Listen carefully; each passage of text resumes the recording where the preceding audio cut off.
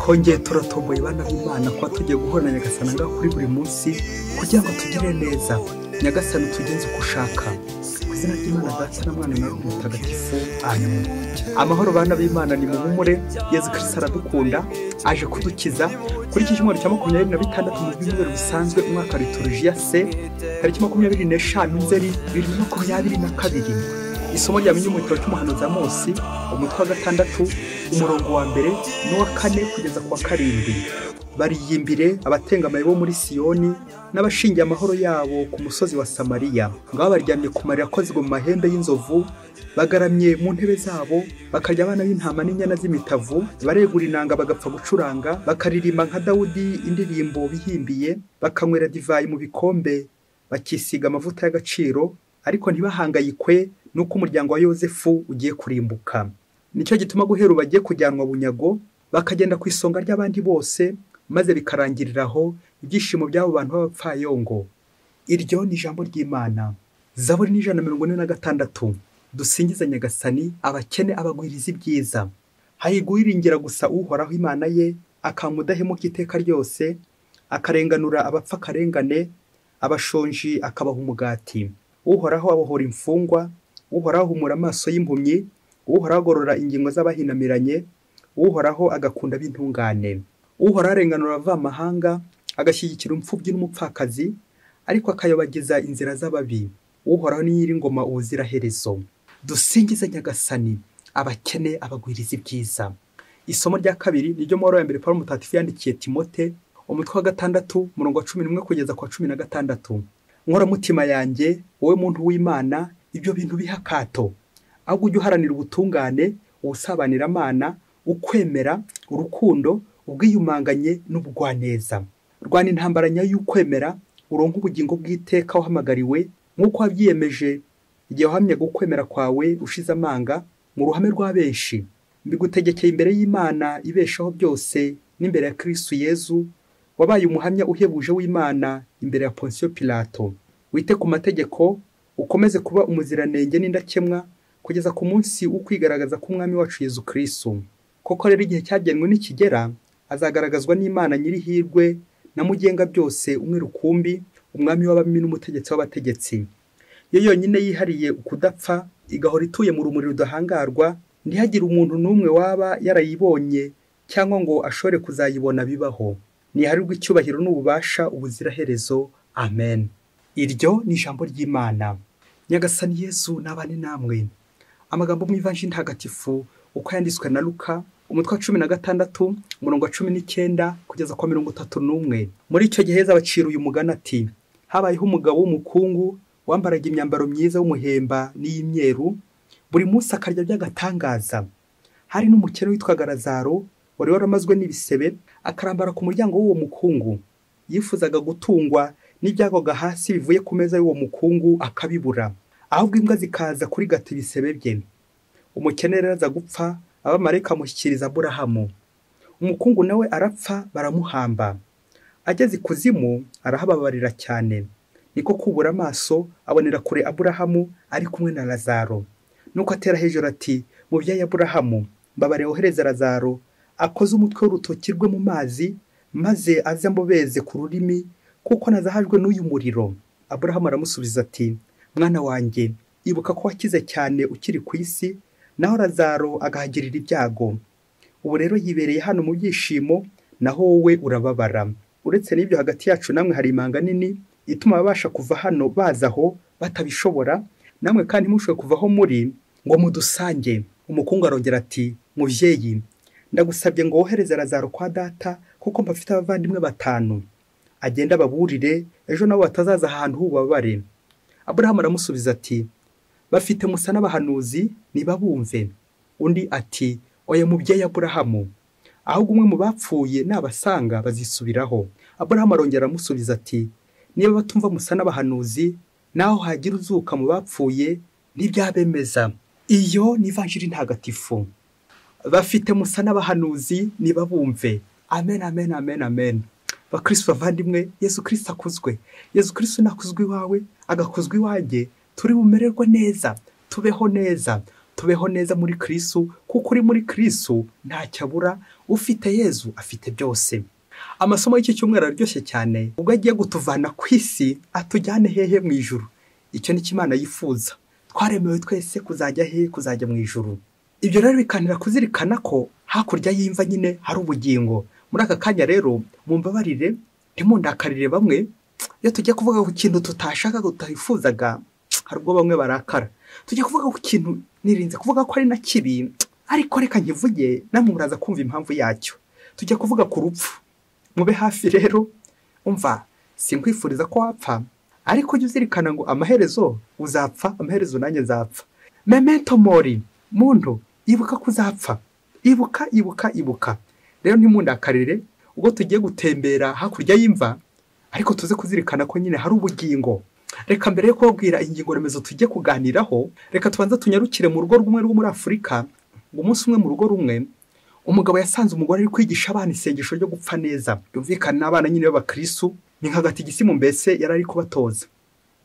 Nuko umugabo aramuhamagara ati, madame ngwino nkubwire, ngana mwe mutekereza ibintu bigiye kubera aha ngaha ukurikije amahane y'uyu mugabo. Nuko aramubwira ati, madame rero kankubwire 1 2 3, ndakwihanangirije 1 2 3. Gasopo madame, sinzigera na rimwe numva uri kumbwira abana ibintu bibi ngibyo, uri kubigisha ibintu ngibyo. Niko uri kwigisha abana banjye isengesho ryo gupfa, abana b'abajene, abana bakiri muri primaire, abana bafite imyaka mikeya. Niyo ngenga bitekerezo uri kubibamo. Nta soni, uzongera uzahambira ibyawe usubira iwanyu. Ahubwo abana bagiye wicara ubatoze uburyo baziga mu mafaranga, ubatoze uburyo bakorera amafaranga menshi, bityo biteganyize nyine amafaranga. Sinzongere na rimwe kumva ubicaye uri kubigisha ngo isengesho ryo gupfa neza koko. Ibyo uzajya ugenda ubyigisha abakecuru kuko nabo bafite imyaka myinshi, naho abana banjye bakiri abajene. Uritonde, ntukajye unyobereza abana, ntukajye ugandisha abana banjye. Babyeyi ba Kristo, ari uyu mugabo ari uyu mugore, ninde uri kwigisha abana kwiteganyiza ejo hazaza? Ibaze ntange nibaze.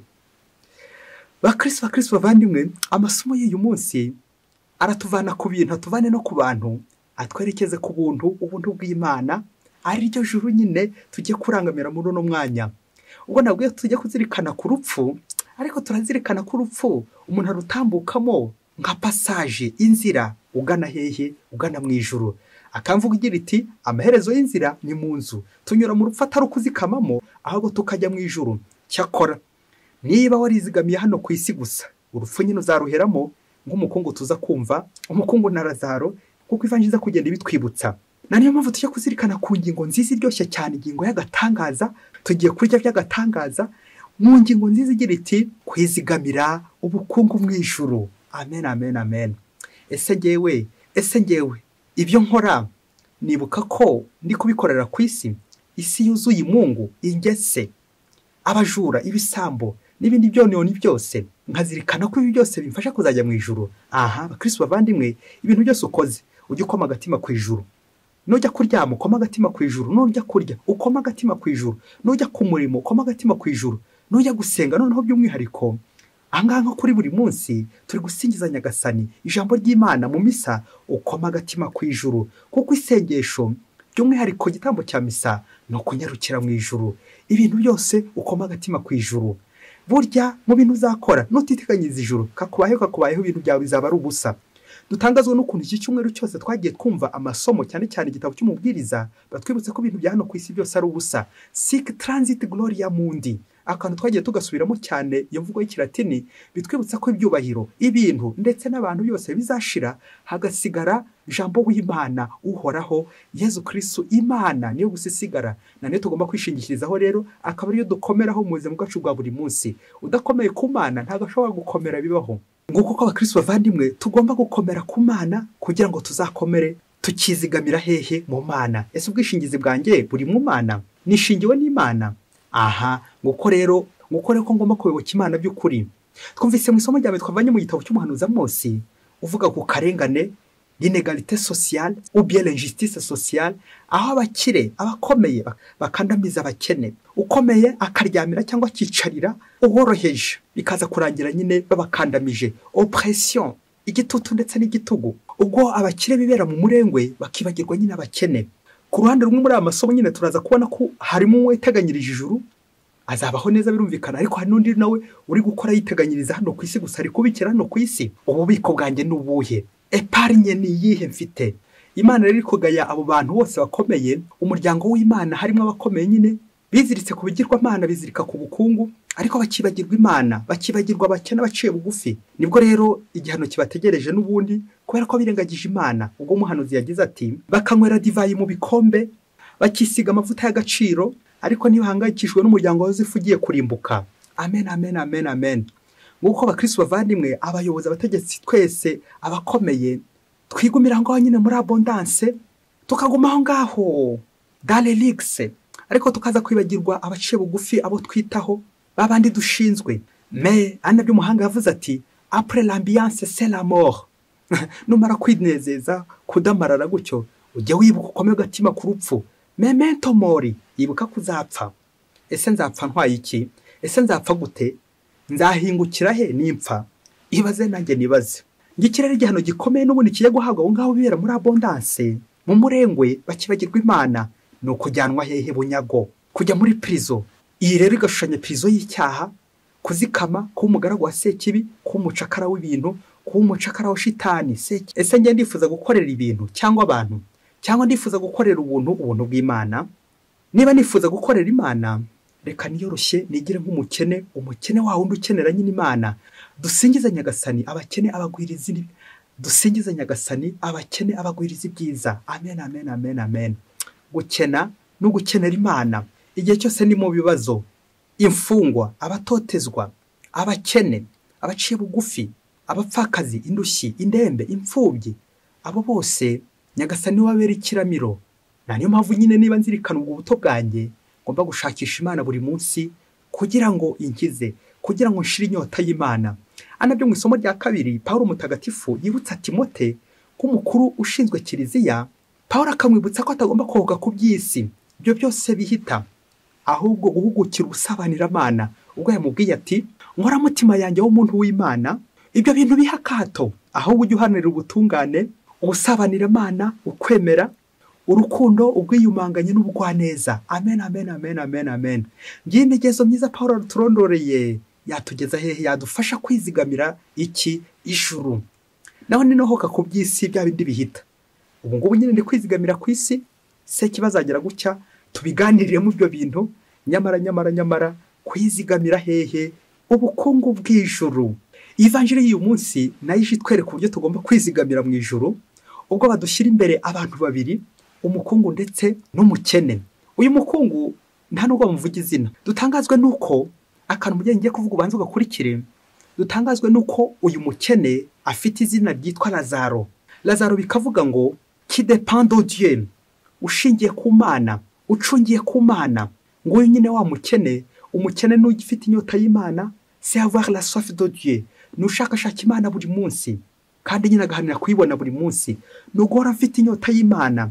Ariko utangazwa n'aka kantu noneho, uyu mukungu nta zina ry'abahashyira. Bishatse kuvuga iki? Wasanga ari wowe, wasanga ari jyewe. Nawe uze guhashyira izina ryawe, wasanga ari njye wigujeho imitungo, wasanga ari njye wigujeho imitungo, amatungo ndetse n'ibindi byinshi bya mirenge, ariko nkibagirwa Imana. Ngizigamira hano ku isi, ngarambara mu munezero, mu mudabagiro, dans l'abondance, ariko nkibagirwa ineza y'Imana, nkibagirwa urukundo, nkibagirwa ibikorwa by'urukundo, kwita ku bakene, kwita ku mfubyi, bya bikorwa by'impuhwe.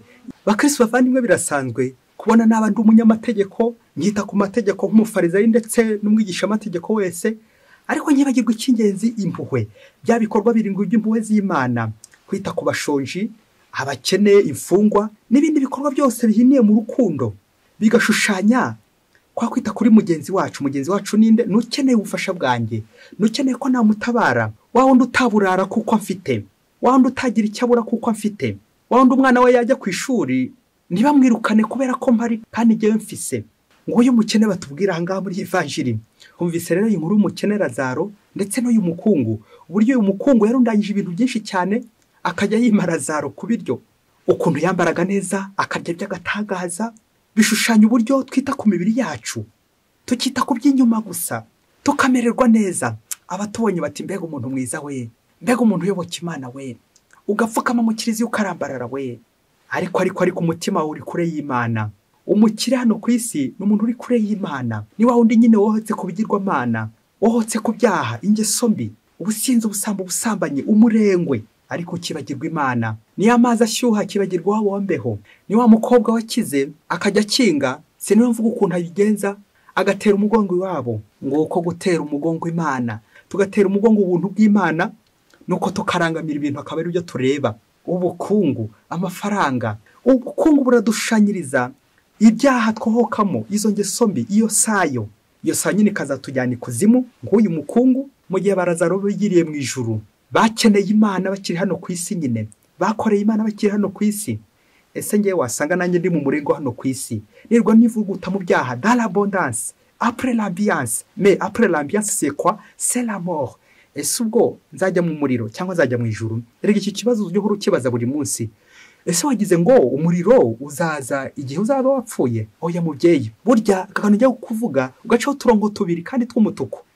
Burya umuriro utangirira hano ku isi, cyagihe uri mu nduru, uri mu kavuyo, uri mu matiku, mu makimbirane, mu isayo, vie désordonnée, ubuzima bujagaraye. Aho hose wagize se ngo usi umuriro watangiye? Ngo ni umuriro mubyeyi.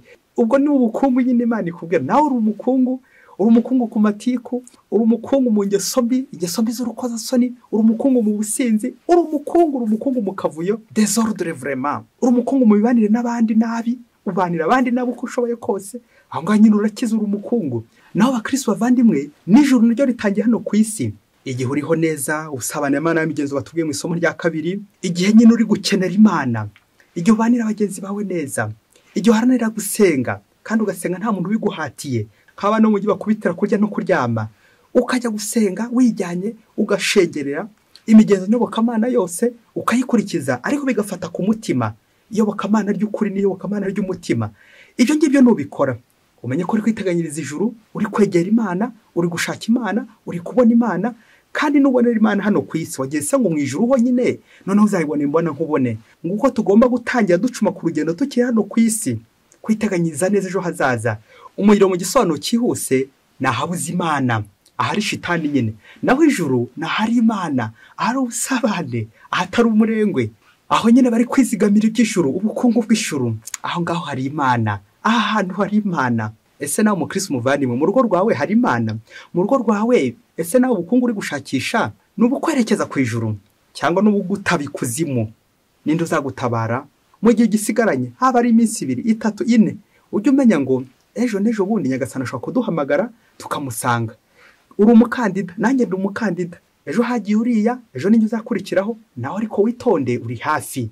Memento mori, ibuka kuzapfa. Umunsi umwe hirya kure cyane muri Afurika, ngo abakozi bakoreraga uruganda rukomeye cyane, uruganda rwinjizaga amafaranga menshi.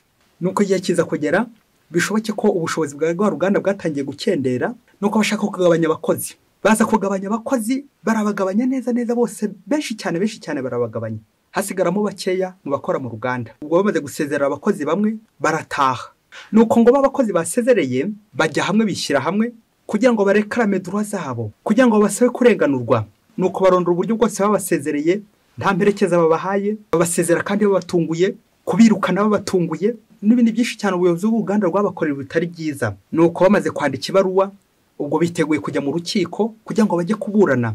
Ese mubyeyi ntarakomeza uko byaje kurangira uburenganzira bw'umukozi imbere y'umukoresha we? Ese mukristo ntarakomeza, wowe witwara gute igihe bakurenganyije ku kazi, yewe bakaba banakwirukana, nta mperekeza baguhaye, bagakwirukana bituje amategeko, bitemewe n'amategeko, wirwanaho utoharanira uburenganzira bwawe? Nuko ngo bamaze gukora inama, bumvikanye ingingo z'urubanza, kandi kuko bigaragare ko bazatsinda, ubundi bakabayorera amafaranga yabo batabahaye, niyo batanashoboye no kubasubiza mu kazi. Nuko bamaze kwandika urwo rwandiko bajya gushyira mu rukiko, rwari mu birego ndetse n'ibindi byose byabarenganura koko kandi bifatika koko. Maze umubyeyi umwe arababwira ati, nge rero bavandimwe nitandukanyije namwe kuko ndashobora kujya kurega umubyeyi wanjye. Nuko bose bari muri iyo nama bagwa mu kantu. Niko umubyeyi wawe uruganda yabaye umubyeyi wawe gute? Maze umubyeyi atangira abasobanurira, amabwira ati, ngewe maze imyaka 25 nkorera ruriya ruganda. Abana banjye bize ishuri kubera ruriya ruganda rwampaye akazi. Nubatse inzu nziza kubera ruriya ruganda rwampaye akazi. Mbona ifunguro rya buri munsi kubera ruriya ruganda rwampaye akazi.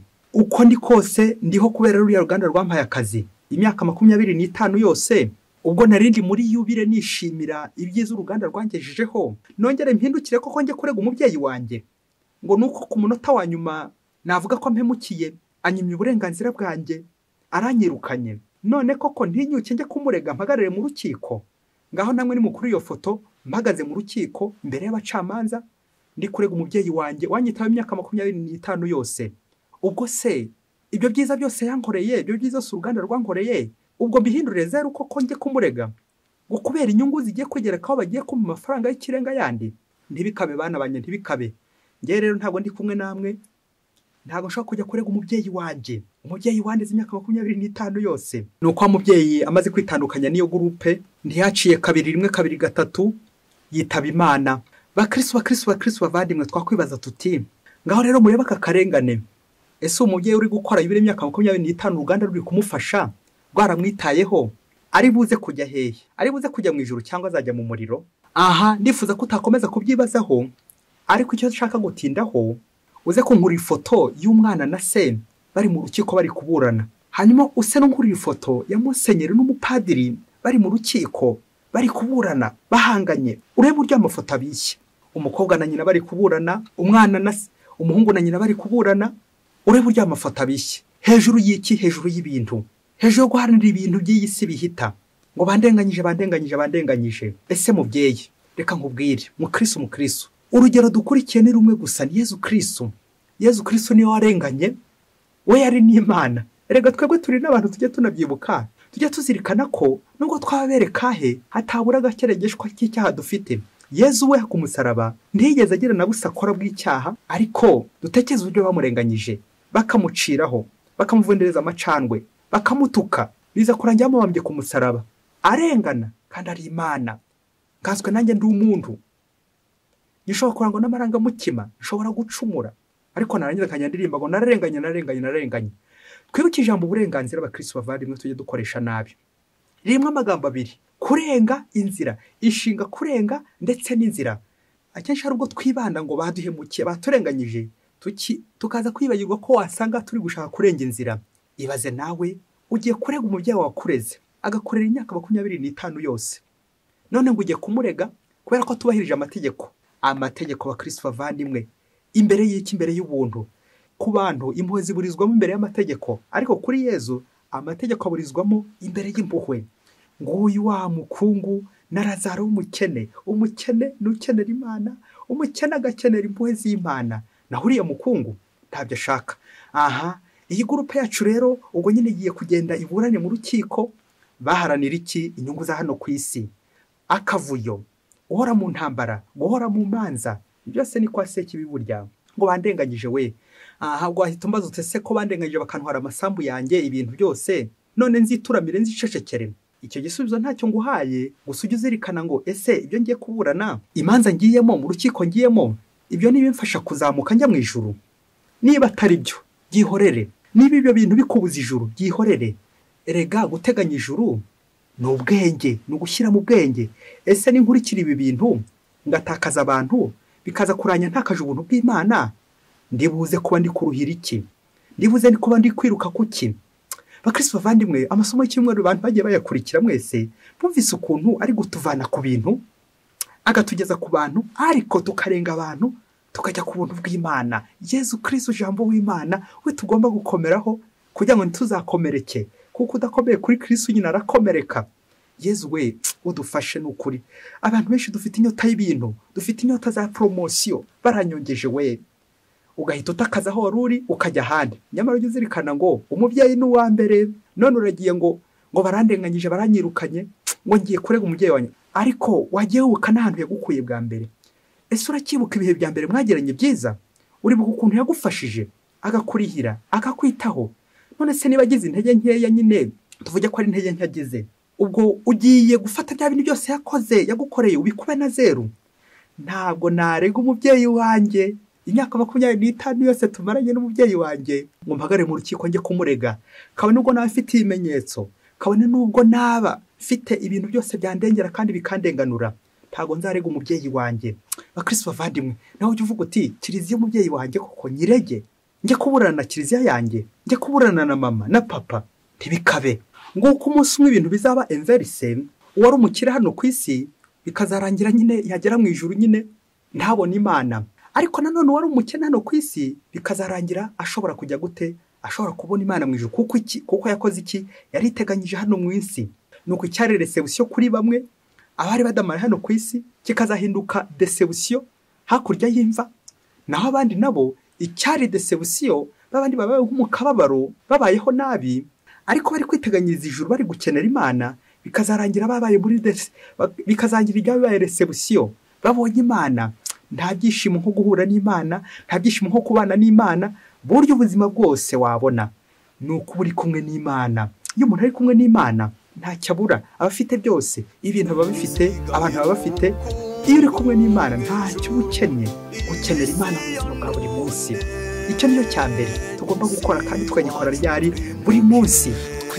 Natwe abakristo bavandimwe tuze kuzirikana abantu bose batugiriye neza, kaba nubwo yagukorera nabi nkuko kugiye guhindura ya neza mo inawe uhita ukuba na zeru koko, ntibikabe.